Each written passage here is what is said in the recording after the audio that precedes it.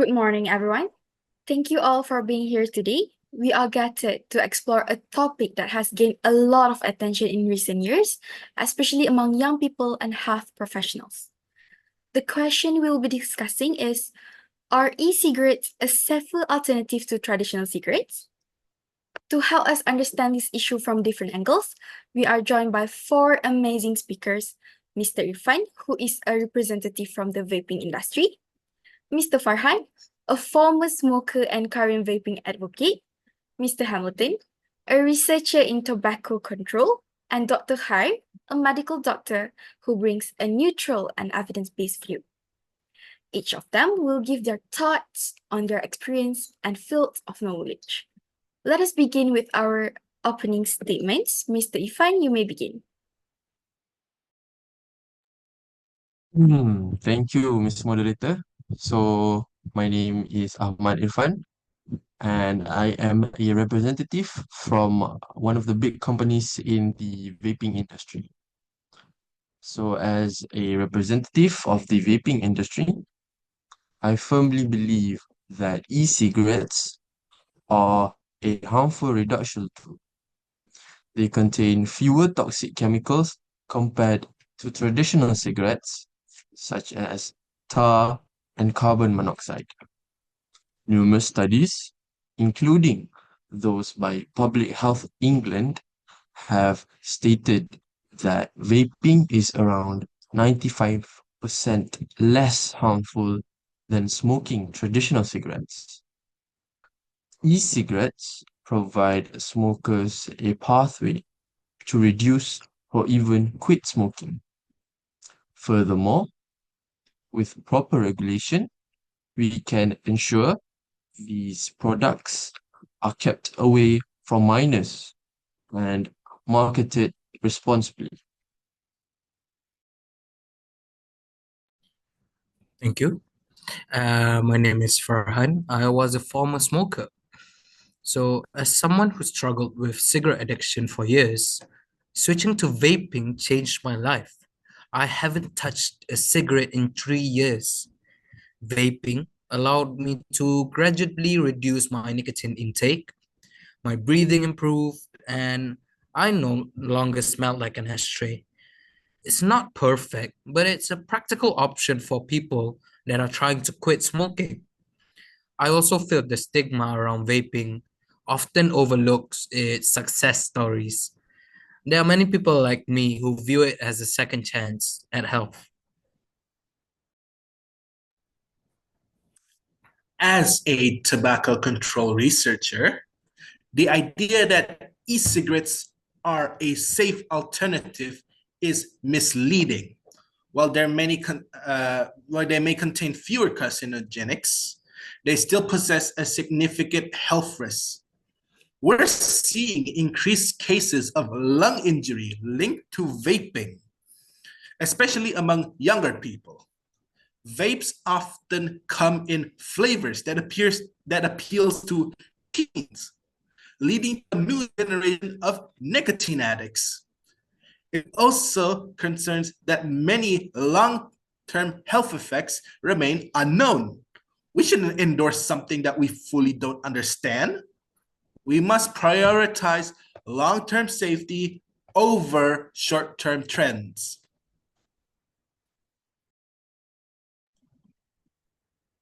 Um, Thank you to all the other speakers. And I'm Muhammad Amir Khair bin Anasir, a qualified medical doctor. And from a clinical standpoint, it is true that e-cigarettes likely contain fewer toxic substances than combustible tobacco. However, the absence of long-term studies makes it difficult to categorically call them safe. Nicotine is still present and it affects the brain, especially in younger individuals. I neither promote nor dismiss e-cigarettes entirely. For smokers who haven't succeeded with other methods, they might be an option, but only under proper guidance. And my role here is to emphasize caution and a balanced view. Thank you so much, Dr. Khair, for your calm and balanced explanation. Thank you, Mr. Irfan, for sharing your perspective from the investor side. Thank you, Mr. Farhan, for sharing your personal experience. Thank you, Mr. Hamilton, for reminding us that the public have concerns. Now that we have heard everyone's opening remarks, let's go a little deeper into the discussion. Let's begin by talking about whether e-cigarettes are really helpful for people who are trying to quit smoking. Mr. Hamilton, what do you think about this?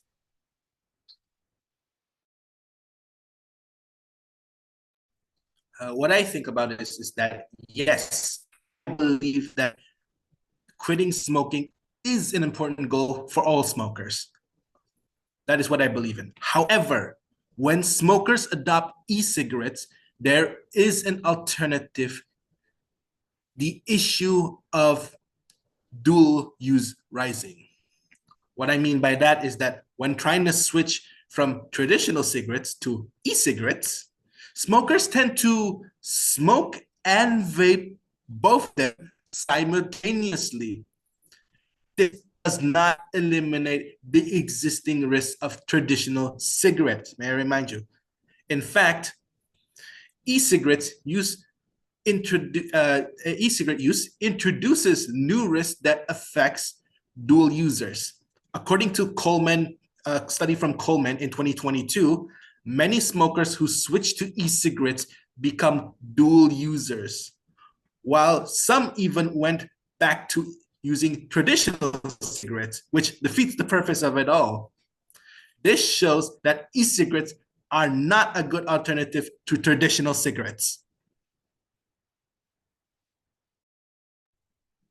Sorry, Mr. Hamilton, but this time I have to respectfully disagree with you. From my own personal experience, quitting all of a sudden poses a risk of withdrawal symptoms. For example, I had headaches, fatigue, and restlessness.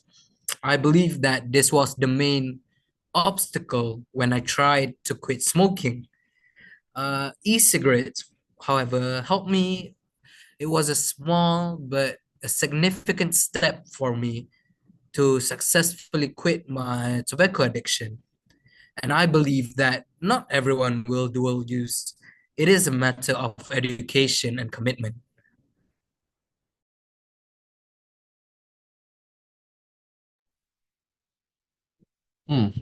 I would like to echo Mr. Farhan. Our products in the vaping industry are marketed carefully and with proper education about about the issue. Users will not misuse our product.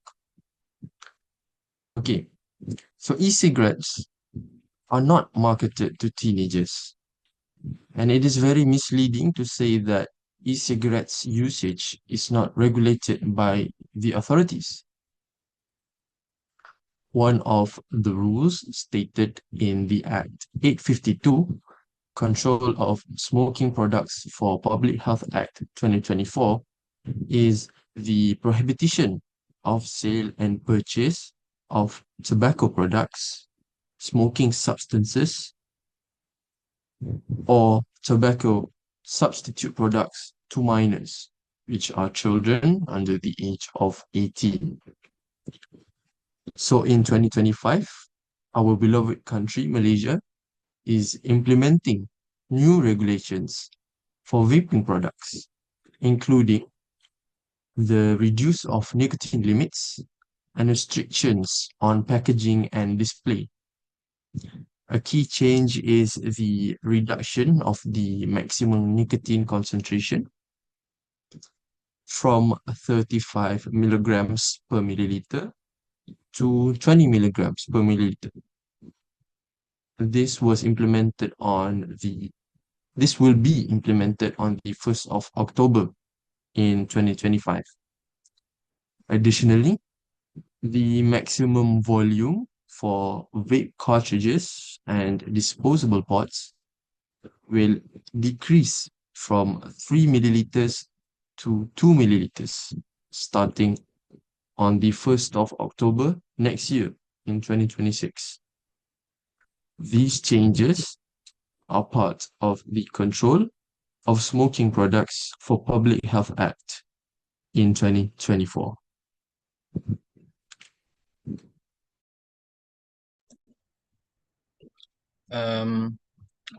Yes, thank you, Mr. Irfan, for the insights.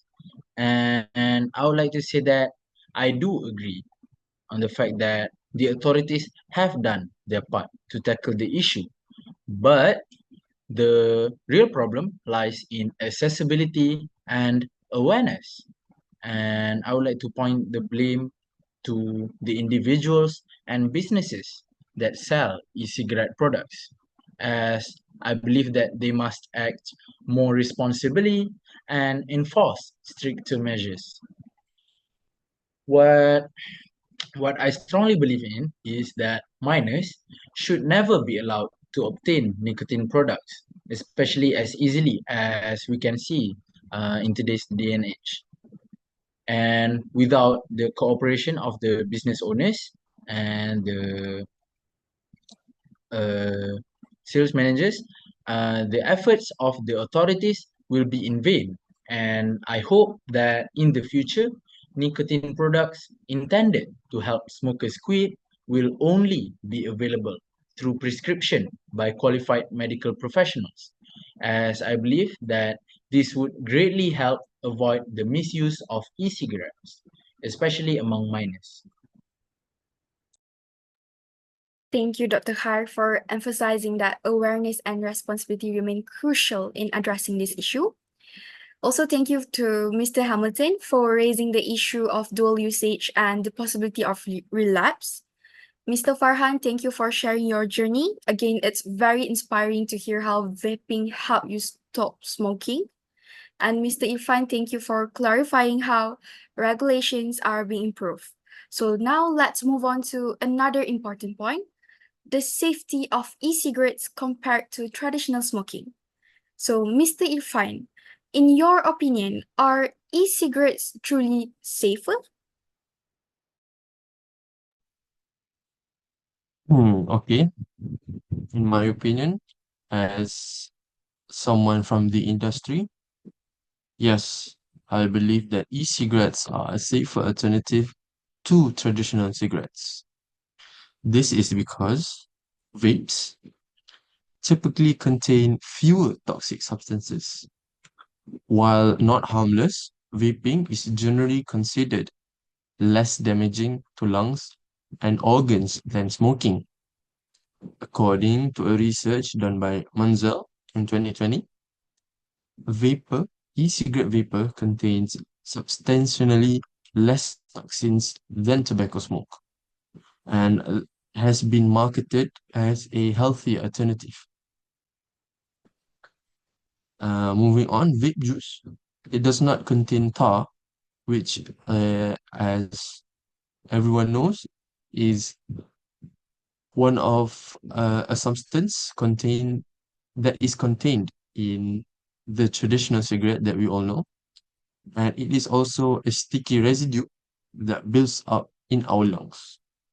And because of this, because of the absence of tar in vape, it reduces the risk of lung damage and also respiratory diseases.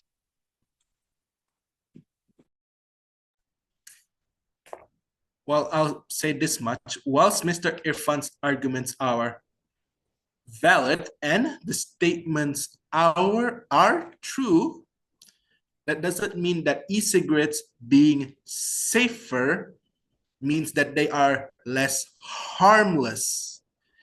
E-cigarettes can carry a risk of exploding as it is an electronic device that relies on batteries. A research conducted by Caitlin Bourne back in 2023 argued that the risk of e-cigarettes exploding should be widely publicized, which it isn't, by the way, as such incidents can cause serious injury to the user.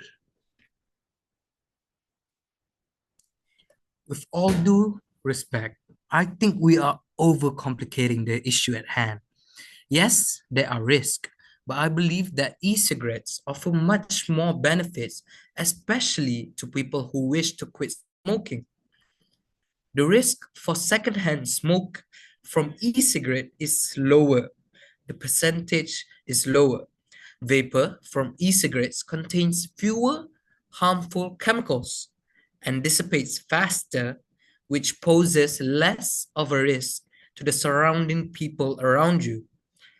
So a statistic published on the Cochrane webpage, 2025, marks that out of every 100 people trying to quit smoking, only 8 to 10% succeeded with nicotine e-cigarettes, compared to 6% that are nicotine replacement therapy, 7% with non-nicotine e-cigarettes, and only 4% with no aid or behavioral support alone. Me personally, I am statistically one of the 8 to 10% that utilize e-cigarettes, and I am proud of my achievements. My lungs feel better, my breath doesn't smell anymore, and I stop harming the people around me. Thank you, Mr. Farhan, for the insights. And as a medical doctor, that is such a wonderful testimony from an ex-smoker whose dream of living healthily has been realized. Congratulations, Mr. Farhan. And yes, it is true that the risk of secondhand smoke from e-cigarettes is lower. And according to Zogala in 2014, e-cigarettes emit significantly less carbon monoxide and volatile organic compounds, as well as nicotine, than that of traditional cigarettes. Hence, bystanders are a bit safer from the risks that come from secondhand smoking. However, some risk remains, and the only way to fully protect those around you is to quit vaping entirely.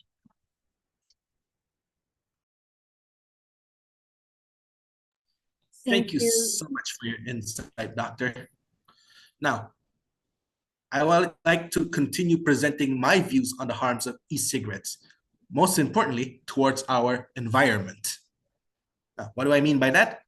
So, let me set the scene for you. Vaping is a device that contains lithium-ion batteries, plastics, circuit boards, and electrical components that are notoriously difficult to recycle and often ends up in toxic e-waste. These kinds of toxic e-waste, when improperly disposed of e-cigarettes, can contaminate soils and waters with heavy metallic and chemicals, basically not good for our health. Moreover, many cigarettes come with biodegradable papers and cardboard packaging, which is a bonus to it. At least that's the bonus towards it. While e-cigarettes, pods, and devices that often involves it within plastic cases, and here's the kicker. E-cigarettes have a single-use component contributing to the persistence of plastic waste. It is a travesty.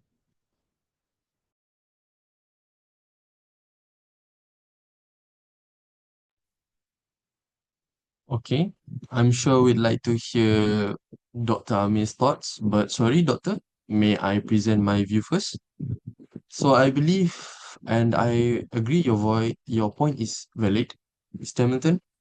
However, I believe that it is more important to look at the bigger picture. So cigarette butts, as we know, that we leave after people smoke, are the most littered item on the earth. They're non-biodegradable and they pollute our water and land. On the other hand, vapes are rechargeable and reusable, unlike single-use cigarettes. And this, it reduces the amount of waste generated by smoking. So first of all, thank you to Mr. Hamilton and Mr. Irfan to Mr. Hamilton for bringing up this issue, and thank you to Mr. Irfan. And I would like to say that it is a really compelling argument. So the argument for the environmental friendliness of traditional cigarettes and e-cigarettes, I would say it's quite neutral. There are no apparent upsides or downsides to each other, as both sides carry risks and advantages to the environment. But I would like to add on Mr. Irfan's statements. As mentioned earlier, e-cigarettes emit less carbon monoxide, a harmful gas, to the atmosphere. So that is 1 point minus from the traditional cigarettes. Thank you to all of our speakers for providing brilliant arguments. From what we have heard, it is clear that the debate around e-cigarette is still very much alive. Some view them as a useful tool to quit smoking, while others remain concerned about their long-term safety and how they affect our health and surroundings. So to help bring everything together, I would now like to invite Dr. Khair to give us a short conclusion before we move to our final remarks. Thank you, Ms. AQILAH. And to conclude, I believe that e-cigarettes are a safer alternative to traditional cigarettes. However, smokers who are committed to quit need to realize e-cigarettes should only be regarded as tools to help the process, not to substitute the use of traditional cigarettes. And I would like to quote a well-known doctor in the content creation world, that Dr. Mike Warshawski stated in a video published on his YouTube channel. From a medical standpoint, switching from vaping is a great choice if you're a smoker. Vaping should be used as a tool to get you off of cigarettes and not as a way to introduce you to nicotine addiction. Thank you very much, Dr. Khair, for that clear and thoughtful conclusion. You have reminded us that e-cigarettes may offer a safer path for some people, but they are not without risk and should be used wisely, not carelessly. Before we officially close today's forum, I would like to give each of our speakers a chance to share their final thoughts after hearing all their arguments. Let's begin with Mr. Farhan. Thank you for giving me the chance to speak first. Well, I would like to say that vaping isn't perfect, but it helped me quit a deadly habit, which was smoking. That's progress, and we shouldn't ignore it. So I would like to encourage the general public around me, the brothers, the sisters who are struggling with nicotine addiction, to continue the fight. Get help and support from your loved ones. Our goal is to be free from the shackles of nicotine addiction. Thank you. Well, from my point of view as a tobacco researcher, and as I cannot stress this enough, we must not gamble with public health, the people's public health. There are many unknown risks that are still yet to be discovered by having e-cigarettes. Until long-term safety is provided, we should exercise caution. Allowing widespread use of e-cigarettes without solid evidence is a dangerous precedent that we cannot afford to set. It might happen the same way as cigarettes do now.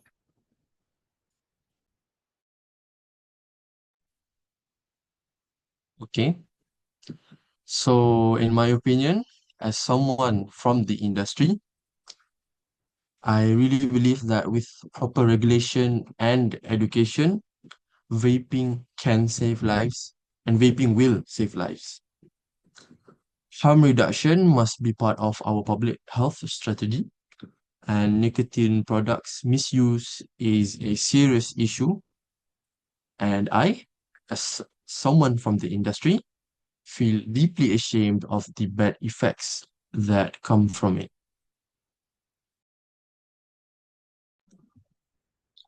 And as always, I will provide my view, and I would like to represent the medical and healthcare industry to say that the key of everything, especially in this issue, is balance, as we must weigh short-term harm reduction against long-term uncertainties and act in the public's best interest.